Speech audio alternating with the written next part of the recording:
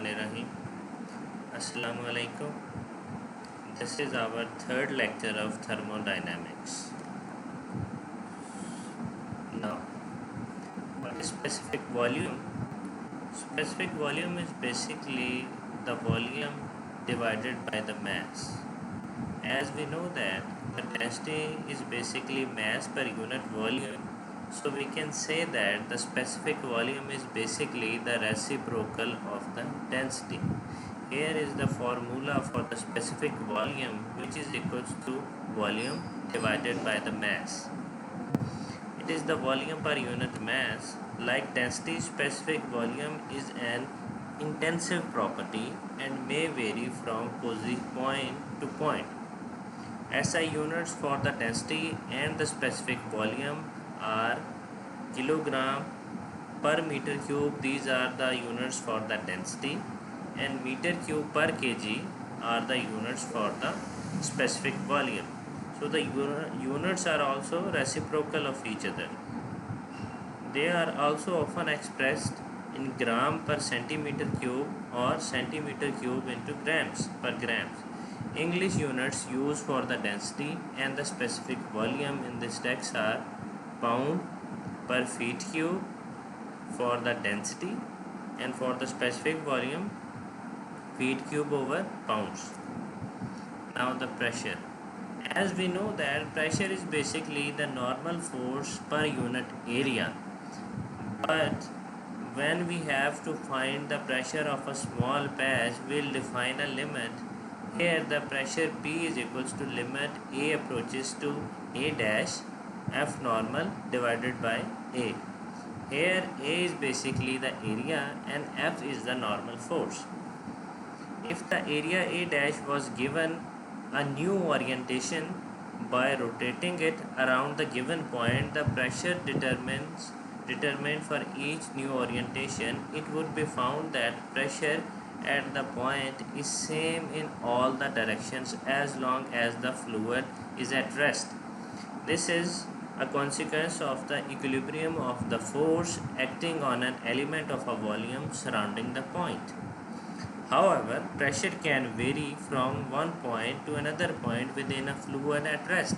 Examples of variation of the atmospheric pressure with elevation and the pressure variation with the depth in the ocean, lakes and other bodies of the water. So what does this whole paragraph means? Here I can show you with the help of this.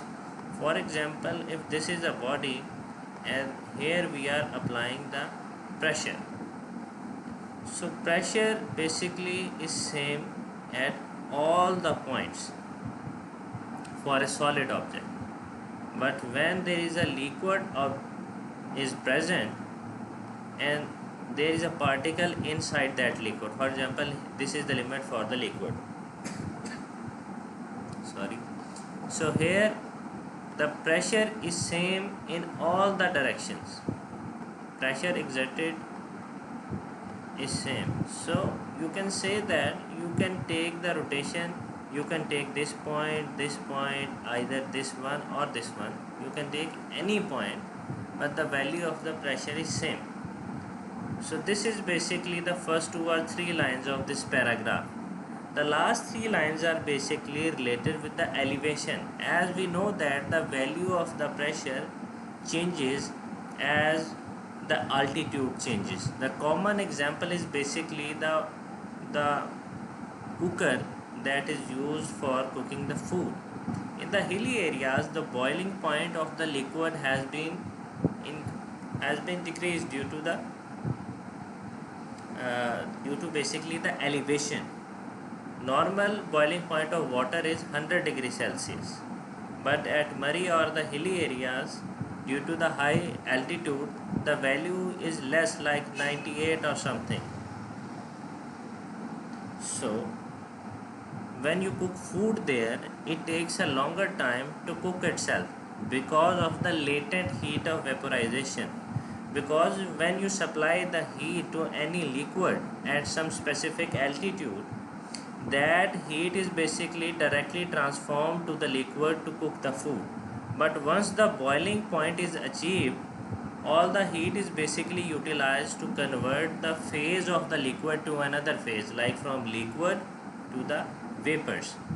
Similarly, when the boiling point of the liquid becomes low, the energy that was previously used to cook the food is now being utilized to convert the liquid into the steam. That is why at the hilly areas cooking takes a longer time than the normal areas.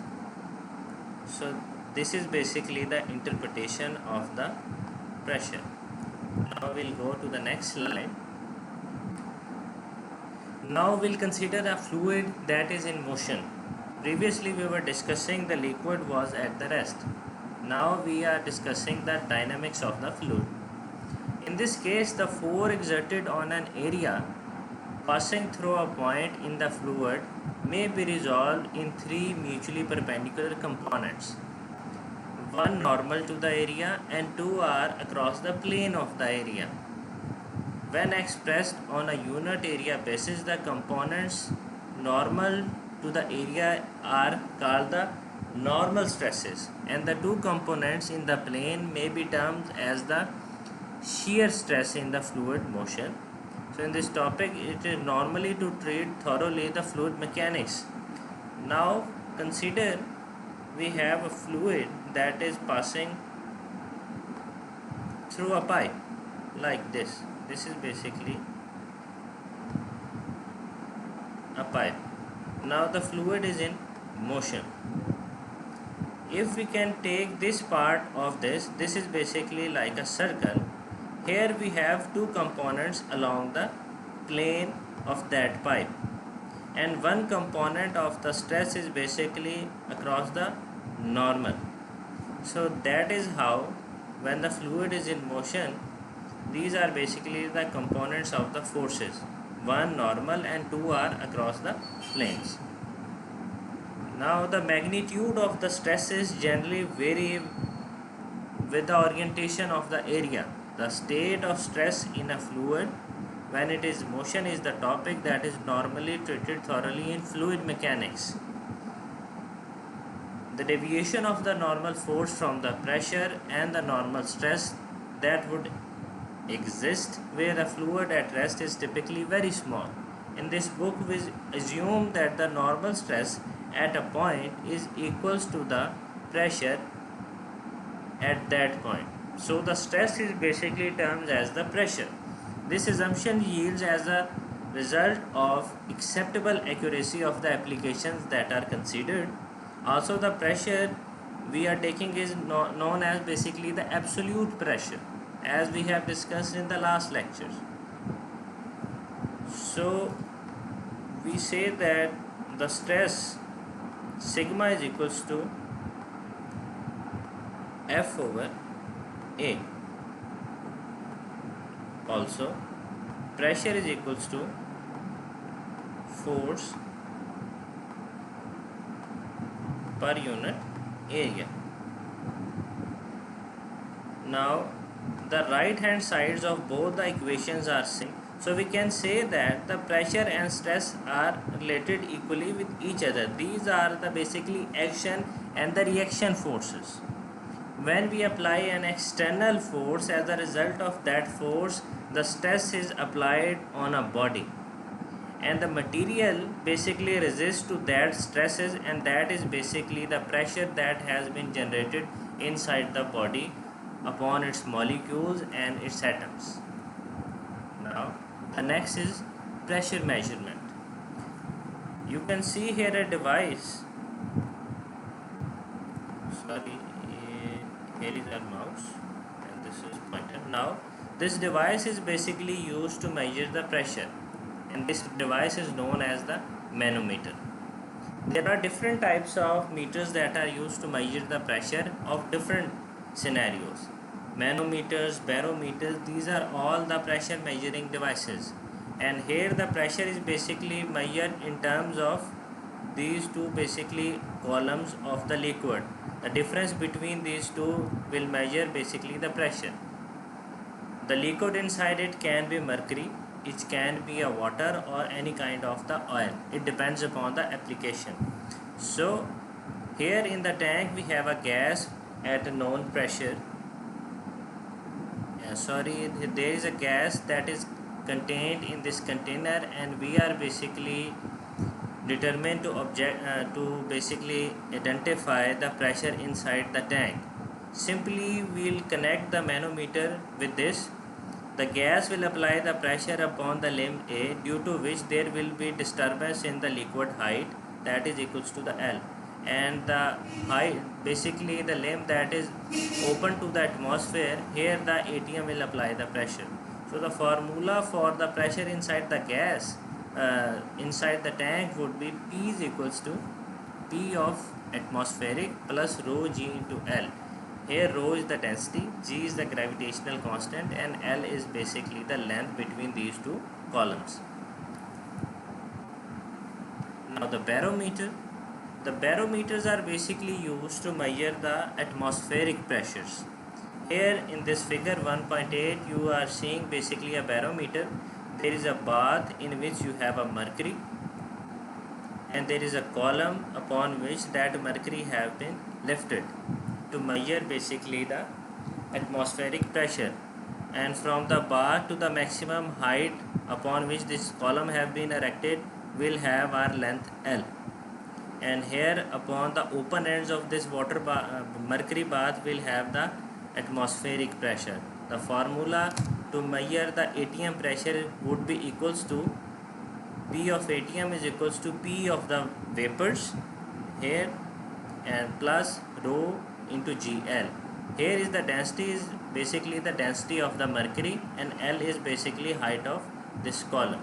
So the barometer shown in this figure is formed by a closed tube filled with a liquid that is basically mercury, and a small amount of mercury vapors inverted in an open container of liquid mercury. Since the pressure at the points A and B here and here are equal, a force balance gives the atmospheric pressure value. Here the value of pressure is known as P of ATM.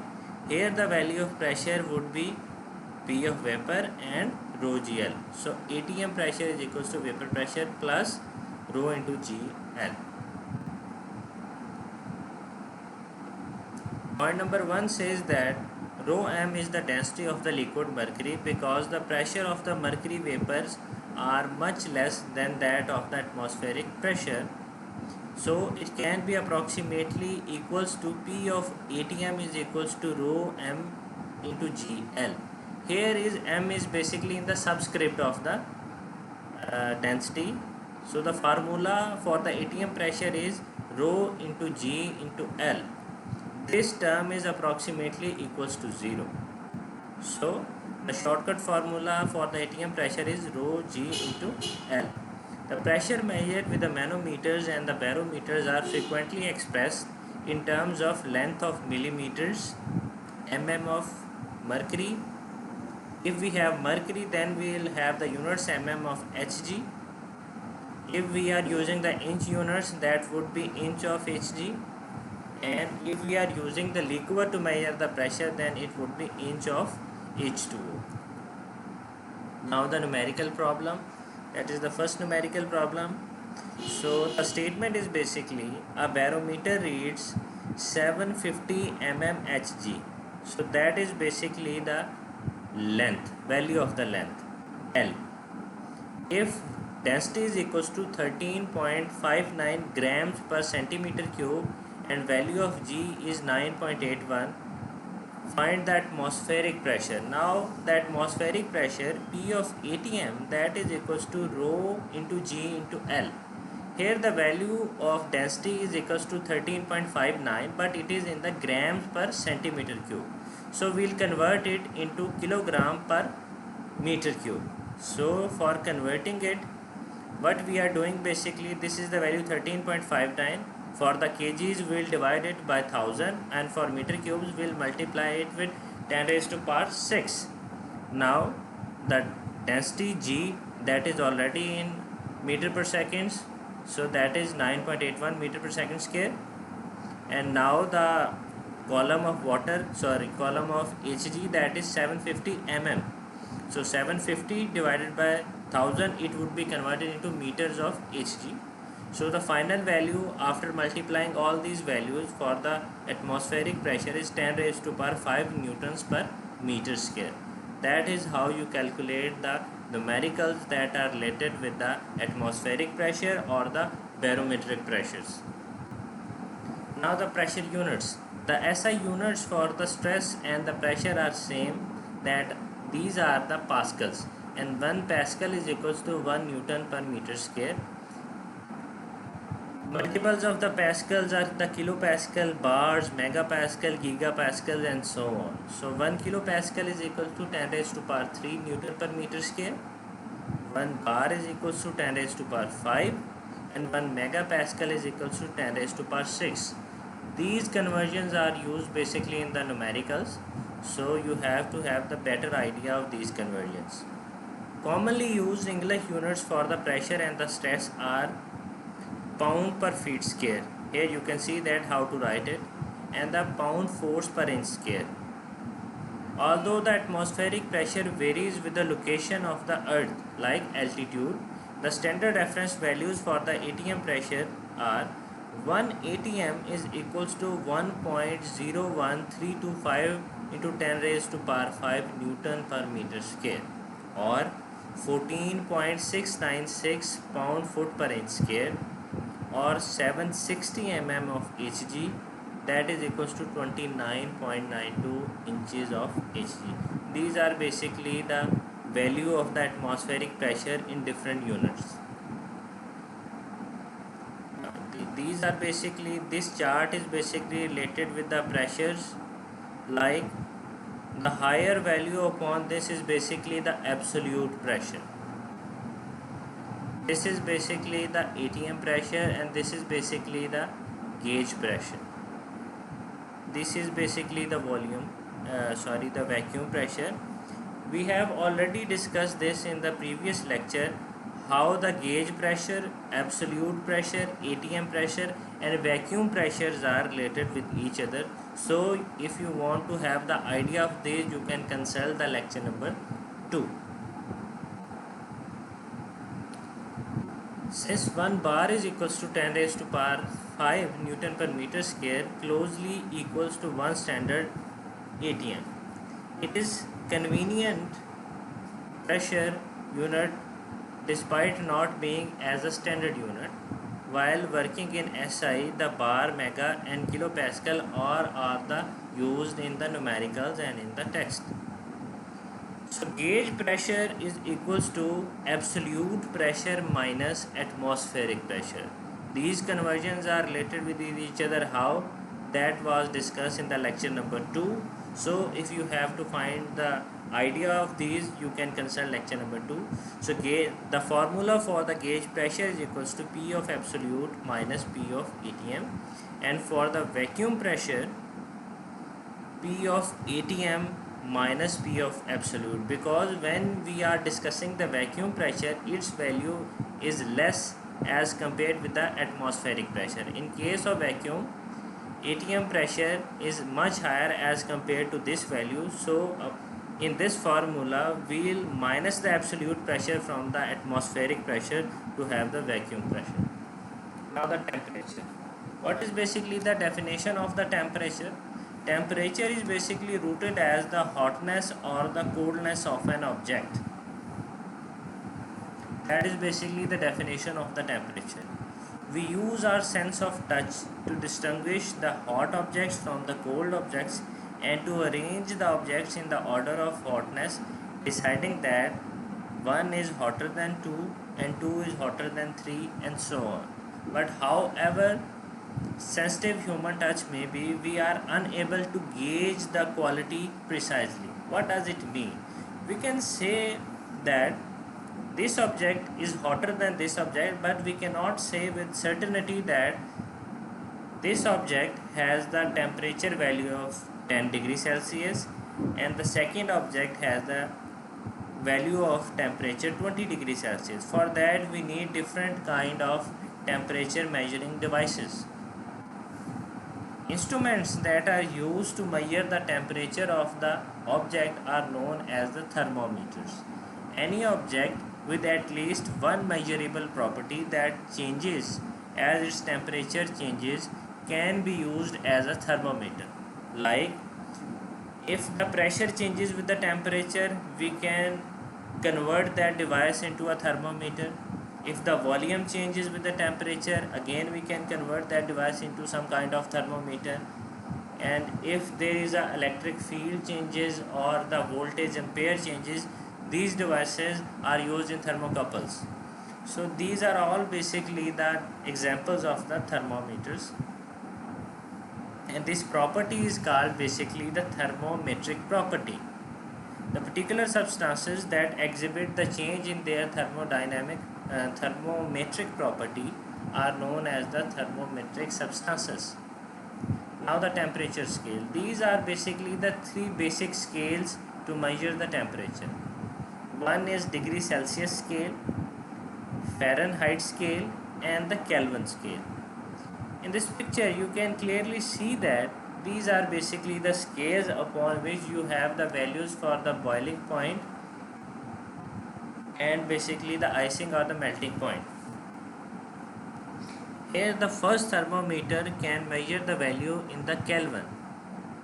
Here the steam point is 373.15 Kelvin, and basically the ice point is present here at 273.15, or the triple point of water, and the absolute Kelvin is basically the 0 Kelvin is 0.00. Now in Celsius scale, for the steam or the boiling point we have 100 degrees Celsius. For icing, for the ice point we have 0 degrees Celsius, and that is basically the hypothetical value of 0 Kelvin, which is equals to minus 273 degrees Celsius. The next is the Rankine scale. This temperature scale is used for the gases. Here the value of the steam point is 671, and for the ice point you have the value 491 degrees Celsius. And in Fahrenheit scale, the boiling occurs at 212 and icing occurs at 32 degrees Celsius, and again this is the negative value. So the common thermometer that is used to check the flu or the cold is basically calibrated in a Fahrenheit scale. Now the Kelvin scale.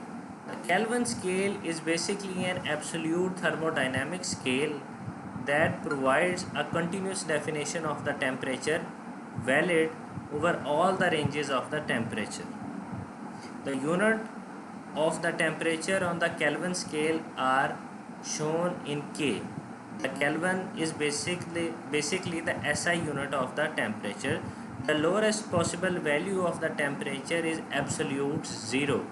That is absolute thermodynamic temperature, that is basically 0 Kelvin, and that is basically an hypothetical value. To develop the Kelvin scale, it is necessary to use the conservation of energy principle and the second law of thermodynamics. Therefore, further discussion refer to this section after the principle have been introduced. We note that here the Kelvin scale has a zero value of 0 K, and the lowest temperature is at the 0 Kelvin is not defined because that value is not achievable. By the definition of the Rankine scale, the units at which the degree Rankine is proportional to the Kelvin temperature are T of R is equals to 1.8 T of Kelvin. So if you are having the temperature in Rankine scale and you are required to convert it into the Kelvin scale, what you will do? You will simply divide it 1.8, and if you have value in the Kelvin scale and you are required to basically convert that value in the Rankine scale, you will simply multiply the Kelvin value with 1.8. Now, by an international agreement, the temperature scales are defined by the numerical values are assigned to easily reproducible triple point of the water. Here the value is basically 273.16 Kelvin. That is basically the standard temperature for the triple point of water. A triple point of water is basically a point at which the three phases of the water can coexist. These phases are liquid, gas and the solid phase. This makes the temperature interval of the ice point to the steam point equals to 100 Kelvin and thus agrees with the Celsius scale. This is basically the shifting of Kelvin scale into degree Celsius scale. If there is a value of temperature that is in the Kelvin scale and you are required to have the value in degree Celsius scale, what you will do? You will simply minus 273 from the value to get the temperature in degree Celsius. So T of degree Celsius equals to T of Kelvin minus 273.15. Now for the Fahrenheit scale, you are required to change the value. So how you will convert the value? You are having the value of temperature in Rankine scale and you are asked to convert that into Fahrenheit scale. What you will do? T of Fahrenheit is equals to T of Rankine minus 459. Similarly, if the degree Celsius value is present and you are asked to have the value in Fahrenheit, what you will do? Simply you will, the formula is 1.8 into T of C plus 32. So these are basically the conversions of the temperature into different scales. So this was all from today's lecture, from lecture number 3. Thank you so much.